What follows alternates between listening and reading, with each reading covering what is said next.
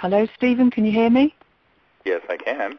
Can you just explain to our listeners how you how you went from being an MD to extraterrestrials and all of this other exciting stuff that you work with?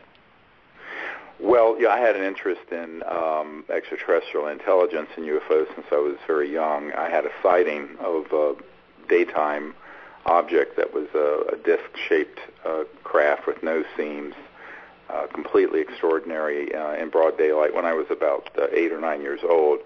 And this coincided with when my uncle was designing the lunar module, which was the machine that landed on the moon that took Neil Armstrong to the moon. Though he was the senior project engineer at Grumman, which became Northrop Grumman. So I have family connections into aerospace and to the space exploration pioneering period back then in the 60s. And so it was always a great interest. And in fact, even as a child, I collected everything I could that was credible to read about photos and sightings of these objects. And this kind of became clear to me why I'd had an experience that was really a deep contact experience. I like the title of your show, it's where spirituality and science come together, because eventually what happened is that I got very involved in exploring higher states of consciousness and the Sanskrit Vedas and Vedanta, and after I had a near-death experience. And this is all kind of recounted in the film Sirius that has just come out. You can see it actually at SiriusDisclosure.com, which is our master website. It's sort of the parent website all the other projects are under now, SIRIUS Disclosure.com. And what happened is that about 6 months after that, and I was really deep in meditation, I was having amazing experiences. I was up on a mountain in North Carolina, and I was an 18-year-old guy, very young, and I saw the same craft I had seen when I was 8 or 9 that materialized and then dematerialized. I mean, it literally was there. It didn't float off. It just vanished. And I said, oh, well, they're back. I didn't think much more about it and sat to meditate and then had this amazing samadhi experience, after which maybe an hour deep meditation. By then it had gotten dark up on the mountain, and you could see the whole Milky Way, and it was like looking at the face of God. It was just beautiful. And I thought, as I stood up, a thought came into my mind that said, behold what a beautiful universe God has made. And with that, I sort of went into the same state of consciousness I was in during this near-death experience I had, which was quite amazing because I was raised an atheist, frankly, and my parents were very agnostic atheists. And as a result of this, I became hyper-aware of the environment and became aware that there was this craft just over the edge of the peak of the mountain, and right beside me was this extraterrestrial life form that touched me on my right shoulder. And as a subsequent experience, I sort of vanished from the mountain and had an experience for, I estimate it was 3 or 4 hours, where basically we went into meditation together. People say, oh, what did you talk about? People ask such banal things. I said, no, it wasn't like that. It was very, in a sense, not abstract, but deep. And we, at that point, co-created what we call now the CE5 initiative, the Close Encounters of the Fifth Kind initiative, which is when people utilize higher consciousness and remote viewing capabilities wedded to very coherent thought, like thought in a laser form, to make contact with these extraterrestrial peoples through their electronics. So this is where consciousness and thought interfaces with very high-tech interstellar technologies we'll get into a little bit later. I didn't understand this as an 18-year-old. I understand it now very fully. But what the result was is that we created this protocol so that we could stay in touch with each other. But it was all on this level of thought and consciousness. And, you know, as an 18-year-old, I didn't know what I would ever do with this. I subsequently went off to travel the world, and I would occasionally experiment with this protocol, and sure enough, an extraterrestrial vehicle would appear, or a being would appear. But I didn't know, I mean, you know, how do you tell people about this? So it was so bizarre and so outside the mainstream that I just sort of kept it to myself. And I, of course, eventually became a medical doctor and had 4 kids and a golden retriever and a house, the usual things people do trying to be quote-unquote normal in our civilization, although I must say I think normalcy is greatly overrated. And Absolutely. I mean, please, boring. But so as a result, my medical career was just sort of pretty much on track. I'm chairman of trauma and emergency medicine at this hospital, taking care of all kinds of gruesome things, and shootings and stabbings and car wrecks and burns and dead babies and everything you can imagine. But during all that, I had an experience where I was contacted by an extraterrestrial senior ambassador who said, basically, pick up that which you have dropped. It was not in an accusatory way. It just said, get going with what you know is true about this issue that we're here. And that was in 1990. That was 24 years ago in January. And on the full moon, it's funny, I'm always affected by the full moon. Maybe it's because I'm a Cancer. I don't know. But as a result of this experience, on 3 months in a row, on the full moon, I had these extraordinary contact experiences. Now, of course, I'm working as a doctor. Who can you tell this to? My wife and a few close friends. But as a result of it, I started the Center for the Study of Extra-terrestrial Intelligence, which really the primary purpose of it, and we now have thousands of teams all over the world doing this, because we have an app. If you have a smartphone, you can go to our website and download an app that will turn your phone into a magnetic field detector. It goes through the entire meditation training with the mantras. It goes through all the protocols. I mean, it's just an amazing app that's been created by a supporter of ours over the last couple of years. And what has happened, but when I first started this, I thought, well, I want to start an organization that teaches people the truth that we're not alone, but also that these civilizations are incredibly advanced, using technologies that interface with consciousness and higher consciousness and thought, and that we can make contact as civilians. We do not have to wait for the governments to do it. We don't have to wait for John Kerry or Hillary Clinton or your foreign minister. We can do this and empower ourselves. And as a result, now this, it's a bit of a circuitous story, but as a result, I said, well, I'm going to go start doing this. So, sure enough, I did, and I started teaching people this. Amazing things started happening. But one of the things that happened, and this is in the film Sirius, Sirius, is spelled like the star system. It was that I was down in Florida in 92 training about 50 people just for one day of how to do this. And we went out on a beach, and 4 extraterrestrial spacecraft pop, appeared very close to us. And this was caught on videotape, although it was old high-8. It wasn't night vision stuff like we have now. But, people were astonished. There were Air Force colonels there. There were pilots there. There were people all. Well, it turns out there were also there some embedded people from the intelligence community who then started following me around. And finally, this one guy said, look, after Clinton a year later, when Clinton got elected in 93, he came to me. He says, look, we really need your help. I said, well, what do you need my help for? I'm a doctor in North Carolina, rattling around in a trauma center up to my elbows in blood and brains. What do you need my help with this for? And he says, well, I'm friends with the CIA director, and the president and the CIA director have been denied access to these projects that you know about and this issue. And I thought the guy was lying, and he wasn't. And, the story just broke yesterday about the Senate Intelligence Committee being hacked into by people at the CIA and having their documents stolen here in the United States. So, what you find is that I was very naive about how the governments of the world worked at that point. Now, this is 21 years ago. Hacking but as seems a result to be quite of this, a we big started thing. the disclosure project. We started first doing disclosure, believe it or not, to the people who you would think would know about it but don't. And so I put together all this evidence and started doing briefings for the Clintons and the CIA director for the Clintons and people in Congress, but ultimately concluded that the people that we have in office are basically they're puppets. They don't know anything. and that I had to bring this to the people. And so we started this global disclosure project movement. So that was the second thing that started. And then the third thing, as an outgrowth of that, this is sort of an organic process, is this effort to bring out the technologies that explain how these objects are moving, because I realized back in about 20 years ago that the secrecy has nothing at all to do with ETs. It has to do with geopolitical power. It has to do with the fact that in 1954, we figured out how these UFOs move. We understood how their energy systems were operating.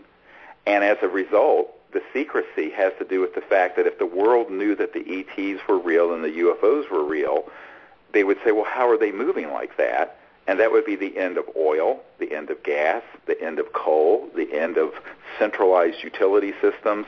The engine in your car would not have to consume petrol. Everything we operate with today that's cannibalizing our gorgeous planet would be just, they'd be like horse and buggies. So I think that dawned on me very quickly about 22 years ago, and I went, oh, my God, we are destroying this planet for no good reason when we already have the solutions in a classified project.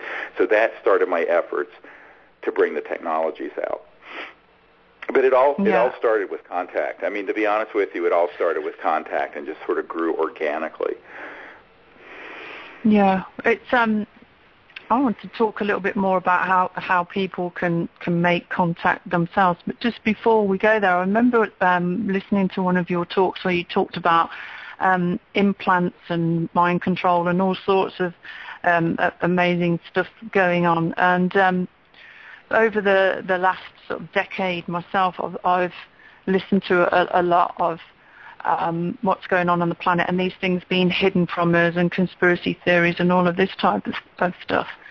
And I decided myself to make an MP3 to help people remove that from their consciousness because, you know, I'm sure you're aware, but maybe not all of our listeners are aware that it's the collective consciousness of the masses that creates our reality. And I figured that there's a lot of stuff going on out there that shouldn't be going on out there, but we must be creating it as a collective. So I decided to create an MP3 that removes that from the consciousness. It's in the shop on my website, crystalkey.com, to help save the world, change the world, create a better world. You know, whatever we need to do, it's about education on every level, isn't it, Stephen? Yeah, but I mean, well, you touched on some things that people are very confused about. I want to provide a little bit of clarity. I know we don't have all day, so I'll be brief. 99% of everything out there on this subject is very well crafted, what is called at the CIA stagecraft. Basically, it's hoaxed material and information designed to frighten people, to control them, because fear controls masses of people. If you doubt it, look at how the Americans behaved after 9/11. So fear is the mind killer, and it's the spirit killer. And most of the UFO and New Age subculture fascination with this is so far off the track. I can barely go to a UFO conference now because of the amount of disinformation that's presented unwittingly by people who do not understand what the capabilities of the intelligence community are. To wit, people talk about implants. Well, I know the company and the people who've been manufacturing them, putting them in people, and then abducting the people, and then handing them over to abduction researchers saying, look, the aliens are doing this. Well, they're not doing it. It's a covert cell that's been doing this for decades. Why? Because they want to affect mass consciousness with fear. And, you know, Werner von Braun, who invented the rocket for Adolf Hitler and bombed the hell out of London there, where you have a place, Werner von Braun on his deathbed told us that there was a plan to create all kinds of hoaxed and false information to scare people into World War III, which would be interplanetary, that the warmongers and the militarists on this planet were desperate to make people afraid of the ETs when there is no threat. I can assure people, if there was a threat that was interstellar, our clock would have been cleaned about the time we detonated the first atomic bomb at the Trinity site in New Mexico in 1945. The truth of the matter is that there are some very powerful and I think enormously corrupt interests on this planet, unfortunately mostly centered in the United States and the United Kingdom, that really want to keep the war machine going because it's a $2 trillion a year business. And the next big thing, Leon Panetta, our CIA director a couple years ago, that I had provided briefing material for on the subject, admitted that we were spending $110 billion a year in Afghanistan to chase down 70 al-Qaeda members. That, it's just ludicrous. That in order to kind of have the world going off the tracks the way it's gone off the tracks for the last 100 years, there are people who are controlling people, and through mass consciousness, but through a lot of false information. Now, the number one source of false information on this subject is the UFO subculture. Why? Because they've been heavily infiltrated with this nonsense. And so you can't go to a conference or get on the internet and Google this subject without just getting inundated with fear and all these alleged alien agendas. And I'm going, back off. Whoa, Nellie, just wait a minute. And then you track them back. Well, it turns out I'm the guy who's had the meetings with folks who have said, oh, yeah, we did that case, we did that case, we did the New Mexico case. There are all these things that people think are ET, and they're not. Now, the real ET experiences people have, the public never hears about. Why? Because the big publishing houses and the big movie companies won't tell you. That's why we made the film Sirius. It's a crowd. By the way, Sirius was the most successful crowd-funded, publicly supported documentary in the history of crowdfunding. Crowdfunding is like Kickstarter and those sort of things. It's the number one in the world today. And the reason for it is because the public really does want to hear the truth. They want to get the truth out. But it's like when Gloria Steinem said, the truth will set you free, but first it'll piss you off. So, all right, so here's a little bit of truth. This subject is fascinating. It's beautiful, but it is very difficult to pick your way through if you just get on YouTube. So what I've tried to do, and it's been very difficult, is to use the experiences of our CSETI contact teams that have gone all over the world through the United Kingdom, Latin America, U.S., Australia, where we've had all these contact experiences and train people to have contact and understand how it happens and what the nature of interstellar civilizations really is. What is the nature? If you can go faster than the speed of light, it's going to be something quite extraordinary, quite bizarre even sometimes, how it manifests. On the other hand, there's this faux phenomenon, this false phenomenon or false flag operation that's been going on that has overlaid and overrun real ET encounters because the people who run covert programs are trying to prepare the mass consciousness to accept interplanetary conflict down the road. So ironically, if you go to a New Age or UFO conference on this subject, I would say somewhere between 75 and 80% of everything presented, mostly unwittingly by people who are just parroting ideas that they picked up off the internet and off all the books, is material that's been designed to infect mass consciousness with fear, just like 9/11 did. And I think this is the thing that people have to really hit the pause button and say, what is really going on here? And who benefits from the specter of fear? And I think, you know what, it's kind of in the Bhagavad Gita when Krishna is speaking to Arjuna on the battlefield, and he says, look, a little of this with a capital T, meaning higher consciousness, pure consciousness, higher spirit, eliminates all fear. So if people can develop this higher state of consciousness and achieve discernment, they'll be able to see very clearly how clumsy the intelligence community is. But for most people, it's incredibly effective.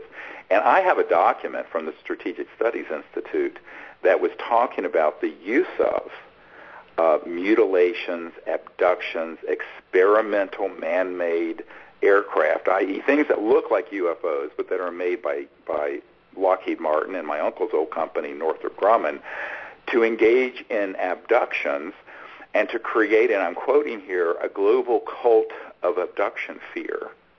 so that the world can be prepared for the next phase of warfare. So this is not a conspiracy theory. We have documents that substantiate this. But the problem is that it almost never gets talked about. And this is the thing that most people get very upset when they hear. First of all, they want to shoot the messenger, being me. But secondly, they don't want to hear it because everyone has this, this Manichaean worldview of the good and the bad and the this and the that, and it's, right out of, your Catholic high school. But the reality is that if you're an interstellar civilization and you're able to reach Earth, you're not allowed to get out of your biosphere very far with those kind of technologies until you have accepted the prime directive of universal peace. Why? Because you could absolutely destroy entire planets with technologies that are faster than the speed of light, which are scalar electromagnetic weapon systems. Now, fast forward to where we are right now, it's sort of back to the future. Covert programs, I know in the United States and some elsewhere, have these sort of technologies that we've been studying for 60, 70 years, and we have weaponized them. The Oslo spiral, the blue spiral that was over Norway when Obama was getting the Nobel Peace Prize in 2009, that was the detonation of a scalar electromagnetic weapon to warn the president off of what we were briefing him on about all this and to end the secrecy. So I think what a lot of people don't understand is that there are people who will do almost anything to misinform and disinform the public, but that the public should be able to figure this out, because basically, ask one simple question: who benefits from the fear? Well, it's the usual suspects, people who want centralized power and control over the masses, and people who want to keep a big secret like this secret, and people who want to maintain a geopolitical power. People think it's just about money. I go, well, yes, there's the petrodollar and all that, but it's really about the power behind the current paradigm, not only spiritual paradigm, which is the big one, but the other paradigms, the macroeconomic paradigm, the energy paradigm. Well, the energy paradigm we're using, just so everyone is clear, is mostly from the 1800s. Why? Why are we still using fuels from the 1800s? It's because these other high-tech solutions, and I don't mean solar and wind, I mean really high-tech solutions, would change the entire centralized system that now has, it was 85 people in the world have the net worth of half the world's population. So you have this enormous concentration of wealth and power in relatively few corporate hands, and you have, half the population of the planet living in terrible poverty. And the reason for it is quite simple. It's because there has been a suppression of amazing technologies, all the way from the time of Tesla to the present hour, that would liberate humanity from the yoke of the fossil fuel, petroleum prison, this sort of enslavement that we've been suffering under. And so I think that people have to understand UFOs, I tell people UFOs don't exist. The word unidentified flying object is a misnomer, because they're not unidentified and they don't fly. They're completely non-aerodynamic. In other words, they appear in one point and another, not flying like an airplane. And the only thing that's true about UFOs is that they are objects when they're materialized in this dimension. But most of the time, ET craft aren't in this dimension. They could be hovering over your house and not visible because they've shifted beyond the speed of light, but materially shifted, and are hovering there invisible. How are you going to know they're there? That's what I'm trying to teach people, is how to set up the detection systems, how to do the consciousness work, and how to become an ambassador from Earth to these civilizations. And that's really, to me, where it's exciting, because ultimately, and this is the head of Army Intelligence once pulled me aside and said,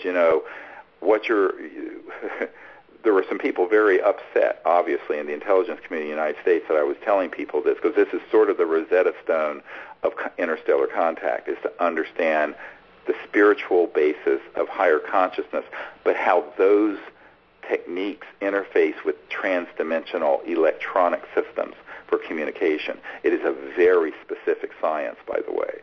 And that is something that can be learned by everybody. And then what happens is that the control slips out of the hands of the NSA or the CIA or these people who I call the controllers.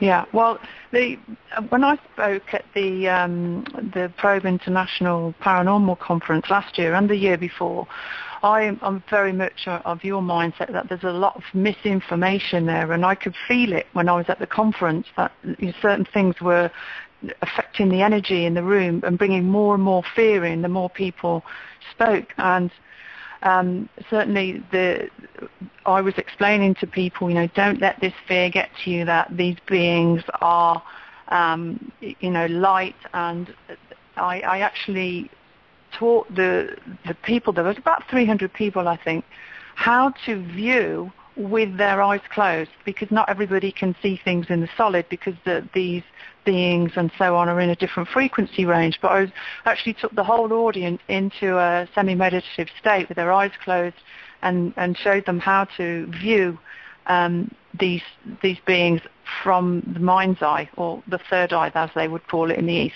And the feedback was fantastic. Probably a third of that audience who had gone there to hear about conspiracy theories and UFOs, which is more or less what everybody wanted to know about, could actually sense other beings. So sometimes I think sharing with people and getting them to tune in, as I'm sure you know, with all your years of meditation, to their other senses, and they can make peaceful contact. But you actually know how to do it using lasers and sound. Can you explain to our listeners how you do that, Stephen?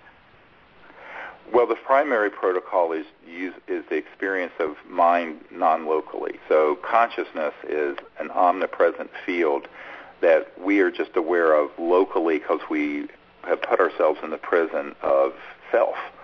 But if you go into a meditative state, you will begin to experience that the mind can sense things at a remote place, and that's what remote viewing is. That's the pop culture term.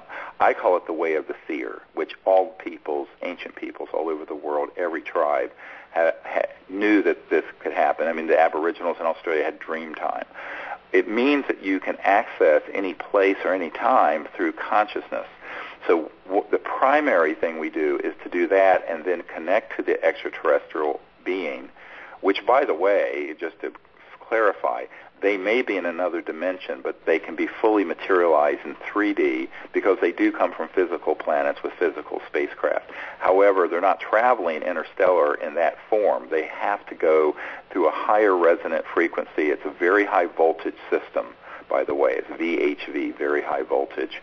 TDIS, Trans-Dimensional Interstellar. You can go to our website. I explain a lot of this on the website in various places. But the trans-dimensional interstellar systems allow for thought-actuated technologies. So there are two things I teach, that there is technology-assisted consciousness, where these civilizations have technologies that assist their consciousness and thought projection, as it were. But there's also consciousness-assisted technologies, turned the other way around, where their innate or our innate consciousness can interface or assist a technological device. So that, if you understand that, then you understand the primary protocol. The lasers and the electronic tones that we use and send up on radio frequencies is because humans often aren't as precise mentally as they need to be, and this will then give the ETs a very specific vector. What do I mean by vector? It's like when you're bringing an aircraft into JFK Airport or Heathrow, where you want to be very clear on the runway where you are. So the lasers, I have some that go out 200-300 miles into space. And the electronic tones, which were actually tones recorded by the BBC in a crop circle field in England that we have modified, that we're sending out to the ETs, those are going up at the same time we're using these consciousness technologies out under the stars. And the experiences that we have are amazing. I mean, fully materialized craft, fully objects, beings that appear hovering, floating over the the circle. We've had physical beings physically in 3D materialize at Joshua Tree, right outside where our meditation circle was, that was seen by everybody, 4 different beings. So yeah, by the way, for those who are interested, if you go to SiriusDisclosure.com, you'll see that we're going to be in Joshua Tree in August 10th. So I'm doing a mass contact event for hundreds of people on August 10th at Joshua Tree, California, and then that'll be followed for people who want to. We don't have this up yet, but they can sign up for a free newsletter at our website. We're going to do a whole week out under the stars at Joshua Tree following that from August 10th until the 17th. So what is really amazing is that even the electronic manifestations of these ETs, so we'll have, for example, magnetometers, which pick up the magnetic field flux. If you take it near a machine, it'll go off. And we'll be out in the middle of the desert. We'll have laser detectors, radar detectors, all kinds of electronic equipment that are detection, very high-quality detection equipment, and those will start going off. And not just going off like they would if you took it over to a microwave oven, but in a communicative sequence. It's like they're talking through these devices. And then there'll be a craft appear overhead or a being that appears in the circle. So we have some amazing photographs at this website, SIRIUS disclosure.com, all one word. If you hit on ET evidence, there's a whole bunch of things from photos to the information we have about this being, this Atacama humanoid that was found in this Atacama Desert in Chile, to witnesses from all over the world who are military and government people who are whistleblowers who come forward, to CE5 photos and videos, which show these objects moving and appearing all around us transdimensionally. So there's a whole lot of information up there.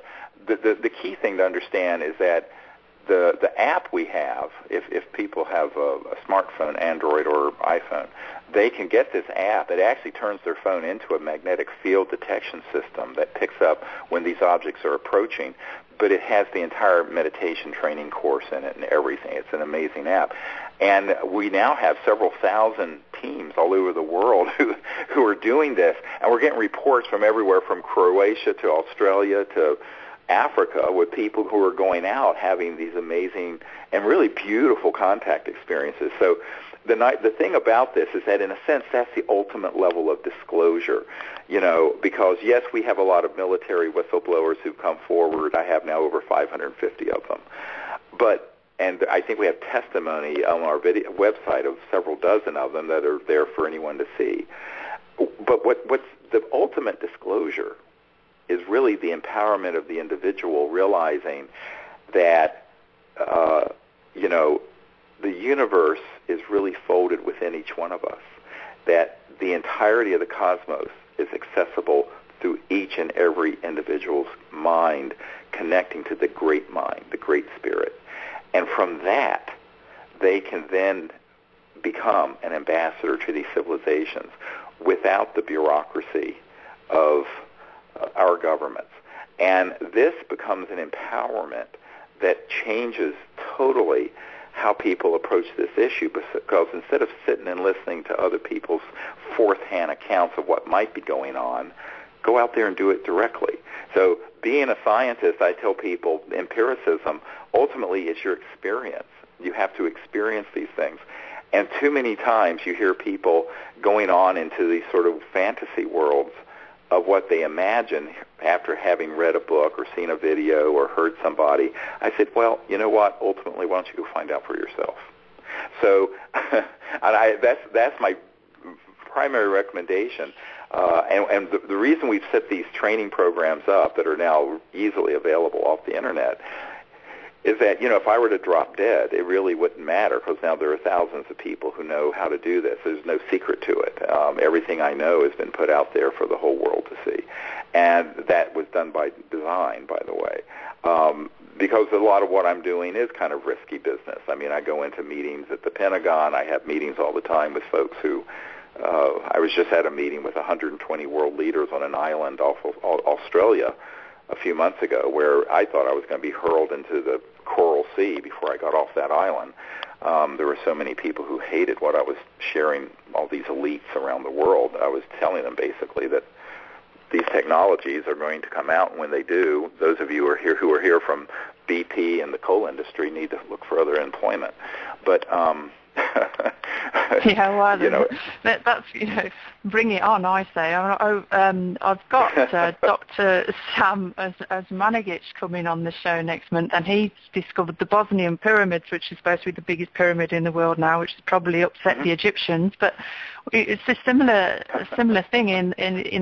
He's putting out into the world that these pyramids are healing centers, places of healing. And I said, great. It looks like there's hundreds of them all over the world that are the hospitals of the future. And again, there's other areas where the truth is being hidden from society. And my own doctor actually called me in to take my blood pressure because you said, you don't come to the doctors. No, I don't need to. I'm a healer. I take care of myself. I don't get sick. So, I look forward to it happening, Stephen, because, people like you are a gift to humanity. You've got the courage to go out there and to say what's going on and to share that with the world. And I'm sure, at times it has been a bit dangerous for you, and, keep going onwards and upwards. I've got a list of questions I wanted to ask you, and I haven't asked you any of them at all, but we've still got a lot of information come through. There was one thing on there that I would like to ask before we finish. We've got about 5 minutes left, and that is, can you explain what coherent thought sequencing is? Yeah, that's what I was discussing before, is that when you go into this meditative state and you're in deep consciousness, then you remote view where these spacecraft or where their civilizations are. It may be on the other side of the mountain. It may be on the other side of the galaxy.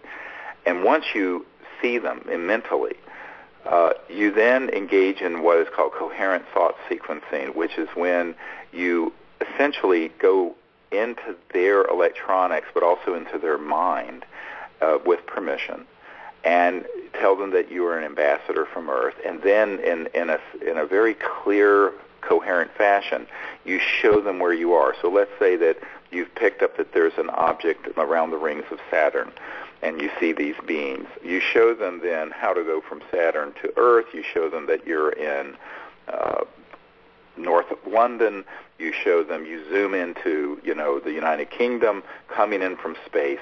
You show them what your house and your neighborhood and your field and wherever it is that you are looks like, and then you zoom them in and you vector them in very, very clearly.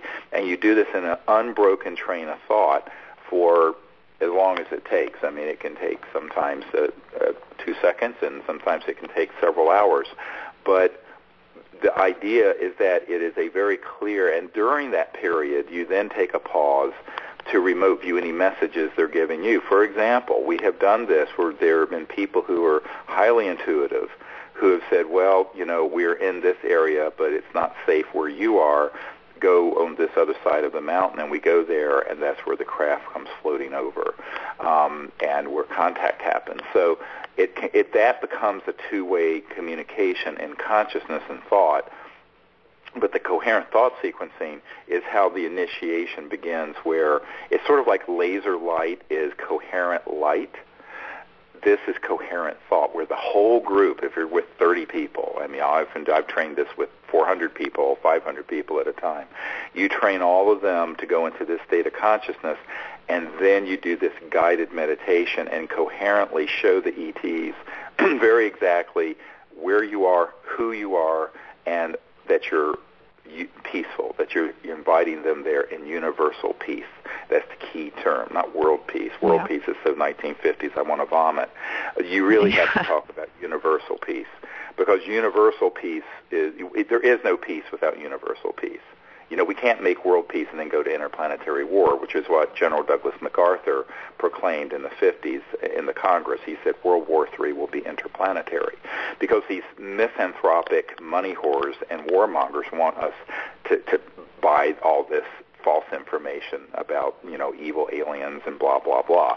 But if we stay in this state of higher consciousness and peace, the ETs, they will respond one way or another. Now, they may not fully materialize. They may come in almost like a holographic form or an energy wave.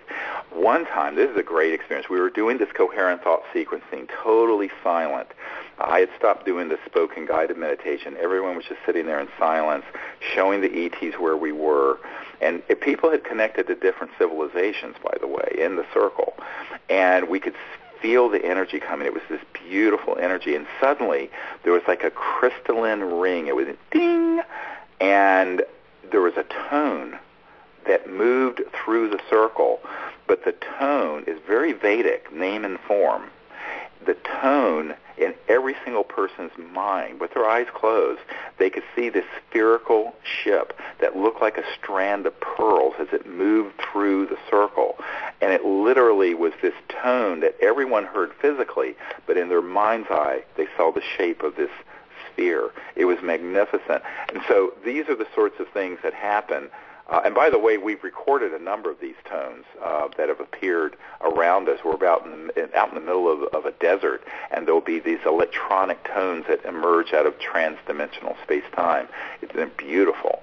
And so these are the sorts of things that people begin to experience, but the process of making that connection to where it comes into this dimension and where they are clear about where you are is the deep meditation followed by this coherent thought sequencing meditation where you're actually showing them where you are in a very clear way, and the whole group is in harmony and coherence.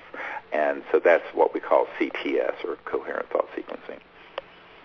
Fantastic stuff. So can people find out how to make contact through going to your website, Stephen, on the instructions on there, and what equipment they would need if they wanted to do that? Yeah, everything is on there, and it's an enormous website. It's literally thousands of pages. But on the front page, there's the ET Contact app, which has everything you need to do it if you have a smartphone. If you don't have a smartphone, there is a training kit that you can order from our website also. And if you can join me at Joshua Tree, that night, you can come just for the night, or if you can come for the whole week, you can sign up for that also at the website. So people who want to join us there, we are all going to be in Arizona next month, but that's a week-long meditation retreat and contact event that's up in the mountains outside Tucson, and that one is unfortunately overbooked right now with people wanting to come. But but the next one is kind of wide open, the one that's going to be in this summer in Joshua Tree, California. Okay, fantastic. Well, I would like to get to that myself. It sounds like it's going to be great. Stephen, thank you so much for coming on the show. It's been fascinating talking to you. Keep up the good work. Thank you for your help and your interest. And you're doing a great job. And, who knows one day when we might have these crafts all over the place and they'll just be hovering around as if they're just normal cars in the street and no big deal, and everybody's used to it. A new world. Well, that day is coming. It's been forestalled for 50 or 60 years, but we're going to make it happen. Yeah, bring it on, I say. Thank you, Stephen. Yeah. God bless you. Thank you so much. Take care. Bye-bye. Bye-bye.